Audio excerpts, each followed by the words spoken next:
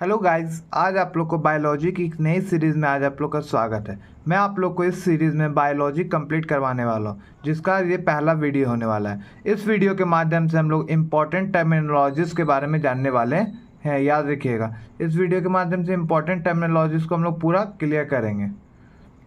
चलिए वीडियो को स्टार्ट करते हैं। सबसे पहला बायोलॉजी में सबसे ज़्यादा यूज होने वाला वर्ड है जिसका नाम है हाइड्रो। हाइड्रो का मतलब होता है पानी। याद रखिए, जहाँ भी आप लोग का हाइड्रो वर्ड यूज हुआ है समझ जाए कि वो हम लोग का क्या बोल रहा है, पानी के बारे में बोल रहा है। जैसे कि एग्जांपल के तौर पे देखिए, हाइड्रोफोबिया, तो हाइड्रो का मतलब हो गया पानी, और फोबिया का मतलब क्या हो गया मेरा, डर। तो यहाँ पे वाटर लिखा गया, यहाँ पे डर होता है। याद रखिएगा, हाइड्रो का मतलब होता है वाटर और फोबिया का मतलब होता है डर, मतलब पानी से डर लगना। ये मेरा क्या कहलाता है, हाइड्रोफोबिया कहलाता है। याद रखिएगा। उसी तरह दूसरा आ गया हाइड्रोफाइट्स। तो हाइड्रो का मतलब क्या हो गया, पानी, तो आपको बता दिया गया है। फाइट्स का मतलब क्या होता है मेरा, प्लांट होता है। तो इसका मतलब क्या हो गया, ऐसे पौधे जो पानी में उगते हैं, इसको हम लोग क्या बोलते हैं, हाइड्रोफाइट्स बोलते हैं। उसी की तरह अब आप लोग का हाइड्रोफोनिक। फोनिक का मतलब होता है प्रोसेस या टेक्निक। प्रोसेस या टेक्निक, याद रखिए, वह विधि जिसके द्वारा जल में पौधे को उगाया जाता है, इसको हम लोग क्या बोलते हैं, हाइड्रोफोनिक बोलते हैं। याद रखिए, हाइड्रोफोनिक।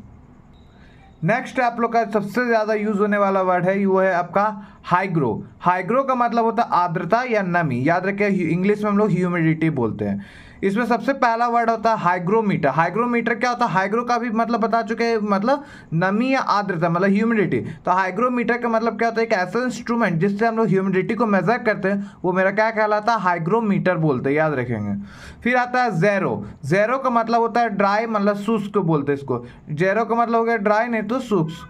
तो इसमें आता है पहला जेरोफाइट्स। तो फाइट्स का मतलब हम पहले भी बता चुके, फाइट्स का मतलब होता है प्लांट। इसका मतलब हो गया this plant grow in desert, मतलब ऐसे प्लांट जो कि मेरा डिजर्ट में उगते हैं, उसको हम लोग क्या बोलते हैं, जेरोफाइट्स बोलते हैं। याद रखिए, एग्जाम्पल के तौर पे कैक्टस हो गया। फिर आता है मेरा जेरोऑप्थेल्मिया। जेरोऑप्थेल्मिया, तो जेरो का तो मतलब ड्राई हो गया, ऑप्थेल्मिया का मतलब हो गया मेरा आँख, मतलब वैसा डिजीज जो कि मेरा आय को क्या करे, सुखा दे, उसको हम लोग जेरोऑप्थेल्मिया डिजीज बोलते हैं। याद रखिए, वैसा डिजीज जो कि मेरा आय को क्या करे, सुखा दे, उसको हम लोग जेरोऑप्थेल्मिया डिजीज बोलते हैं।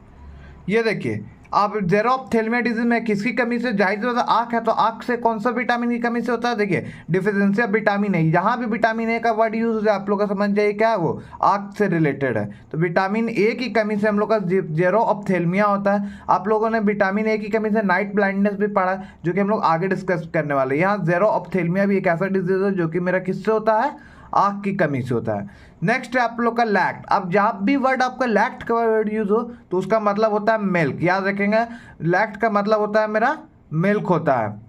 एक एक्स्ट्रा पॉइंट आप लोग को बताना है, जिस भी वर्ड के अंत में ओ एस सी आए, मतलब वो समझिए कार्बोहाइड्रेट हो गए, और जिसके अंत में ए एस सी आए वो मेरा एंजाइम होता है।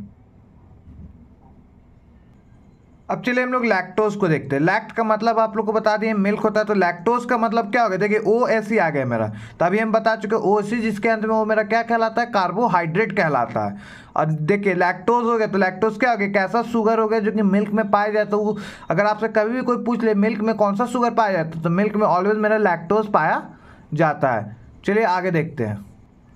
नेक्स्ट है मेरा क्या, प्रोलैक्टिन। फिर देखिए यहाँ पे लैक्ट वर्ड यूज हो गया, तो जाहिर से मिल्क से होगा। तो प्रोलैक्टिन क्या होता है मेरा, एक मिल्क प्रोड्यूसिंग हार्मोन होता है।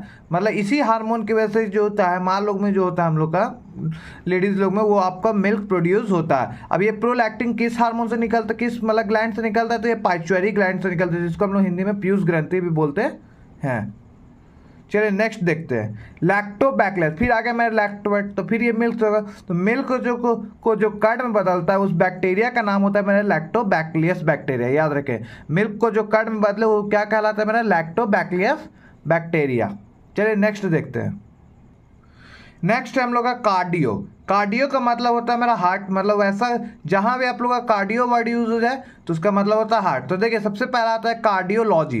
कार्डियोलॉजी क्या होता है, मतलब स्टडी ऑफ हार्ट क्या कहलाता है मेरा, कार्डियोलॉजी। जहाँ भी लॉजी वर्ड यूज हो जाए मतलब ये क्या कह रहा है, मेरा स्टडी के बारे में बोल रहा है। जैसे देखिए ईसीजी, अब इसमें मेरा दो कन्फ्यूजन होता है, एक होता है ईसीजी और एक होता है ईईजी। मतलब ईसीजी किससे रिलेटेड होता है और ईईजी किससे रिलेटेड होते हैं आपको जानना है। तो ईसीजी का फुल फॉर्म होता है इलेक्ट्रोकार्डियोग्राफ या फिर ग्राम। ये देखिए सी आ गया इसमें और ई आ गया, तो सी से होता है मेरा हार्ट होता है। जैसे अभी बता चुके हैं कार्डियो का मतलब हो गया हार्ट, तो यहाँ सी आ गया, तो इससे हम लोग किससे रिलेटेड है, हार्ट से रिलेटेड है। उसी तरह ईईजी मतलब इलेक्ट्रो इंसेफेलोग्राम, ये मेरा किससे रिलेटेड है, ब्रेन से रिलेटेड है। ईसीजी में मेरा क्या होता है, PQRST वेव होता है, जो कि आप लोग देखते हैं ना इस तरह का हार्ट बीट मशीन में रहता है, इस तरह का आप लोग का ग्राफ रहता है, उसको हम लोग PQRST वेव के भी नाम से जानते होते हैं। ईसीजी में मेरा PQRST वेव होता है। चलिए नेक्स्ट देखते हैं।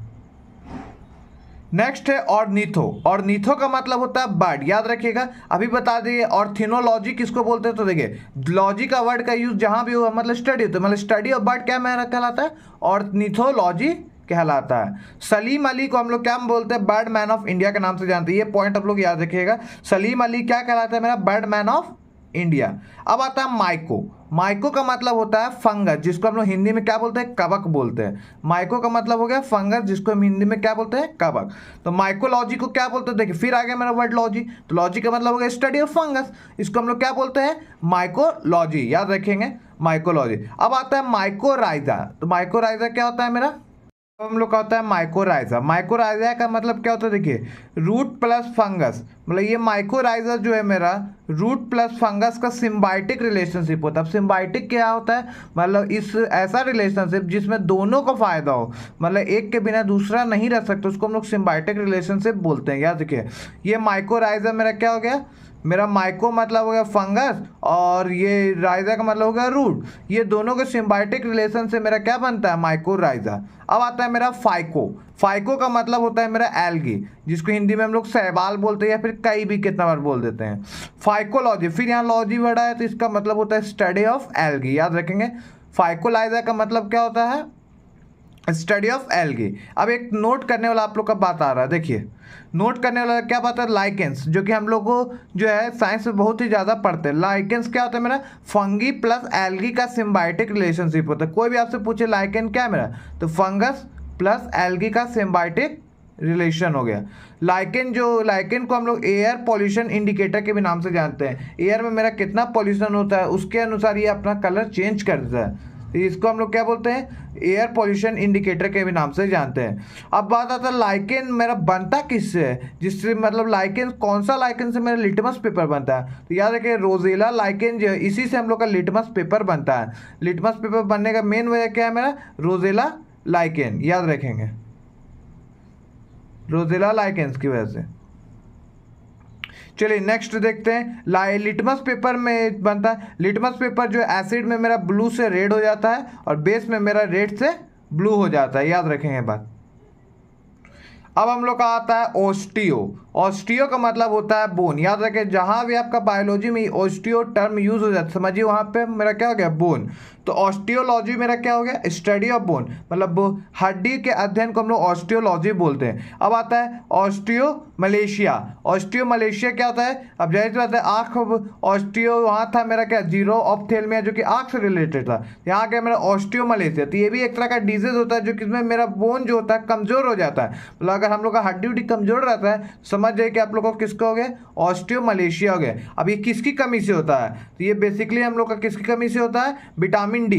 तो विटामिन डी के बारे में हम लोग जान चुके हैं क्या, कि विटामिन डी की कमी से मेरा रिकेट्स भी होता है। तो विटामिन डी की रिकेट्स जो होता है मेरे बच्चों में होता है, ऑस्टियोमलेशिया जो होता है मेरा एडल्ट्स में होता है। याद रखिए, देखिए बूढ़ा बूढ़ी लोग का क्या होता है, मेरा हड्डी कमजोर हो जाता है, ये बुढ़ापा में होता है, तो बेसिकली एडल्ट में होता है। अब आता है हेपेट। हेपेट का मतलब होता है लीवर, जहां भी हेपेट वर्ड यूज है आप समझिए लीवर हो गया। तो हेप्टियोलॉजी, हेप्टियोलॉजी का मतलब ही हो गया आपका स्टडी ऑफ लीवर, मतलब लीवर के अध्ययन को हम लोग हेप्टियोलॉजी बोलते हैं। हेपेटाइटिस जब भी वर्ड यूज है तो हेपेटाइटिस का मतलब क्या होता है, जो वैसा डिजीज जो कि मेरा किसको अफेक्ट करे, लीवर को अफेक्ट करे, तो उसको हम लोग हेपेटाइटिस बोलते हैं। नोट करने वाली बात आ गया, liver is the largest gland in our body. अगर आपसे कोई भी पूछे कि हम लोग के बॉडी में सबसे लार्जेस्ट ग्लैंड कौन है, तो वो हो गया मेरा लीवर। लेकिन यही सबसे लार्जेस्ट पार्ट पूछे तो मेरा स्किन होता है। याद रखिए यहाँ ग्लैंड है, यहाँ पार्ट है, सबसे लार्जेस्ट पार्ट मेरा लीवर होता है और सबसे लार्जेस्ट पार्ट मेरा स्किन हो गया। सबसे लार्जेस्ट ग्लैंड मेरा क्या हो गया, लीवर हो गया। Liver has a power of regeneration, मतलब लीवर के पास पावर है कि वो रीजनरेट हो सकता है, लेकिन न्यूरॉन जो होता है, न्यूरॉन ही एक ऐसा भाग है जो हम लोग की बॉडी में जिसके पास पावर नहीं है रीजनरेशन का। याद रखेंगे न्यूरॉन के पास कोई भी पावर नहीं है मैं रीजनरेशन होने का, वापस इसके पास कोई पावर नहीं है। अब आता है इंटीमो। इंटीमो वर्ड का मतलब ही होता है इंसेक्ट, याद रखें इंटीमो वर्ड का मतलब हो गया इंसेक्ट, इंटोमोलॉजी। अब आता है मेरा इंटोमोलॉजी। इंटोमोलॉजी का मतलब हो गया क्या, स्टडी ऑफ इंसेक्ट। इंसेक्ट के अध्ययन को हम लोग क्या बोलते हैं, इंटेमोलॉजी कहते हैं। याद रखेंगे ये बात। चलिए अब इसके आगे हम लोग नेक्स्ट जो है आगे टर्मिनोलॉजीज के बारे में नेक्स्ट वीडियो में देखने वाले। वीडियो आपको थोड़ा सा भी अच्छा लगे तो चैनल को सब्सक्राइब कर लें। धन्यवाद।